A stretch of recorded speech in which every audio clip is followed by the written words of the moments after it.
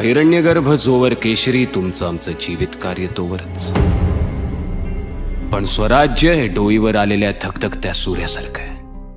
ते कायम धगधगतच राहिलं पाहिजे आणि हातातल्या तरवारीच्या टोकावर स्वराज्य टिकवायचं. कारण हे राज्य व्हावे ही तो श्रींची इच्छा.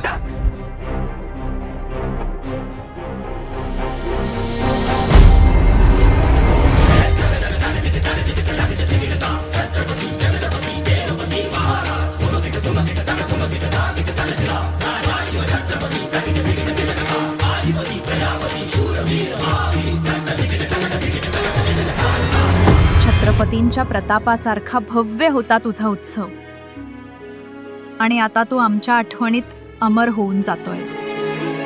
वडवा जिवारात पेटलाय दाट, थकलाय डोळ्या देवा हरली वाट.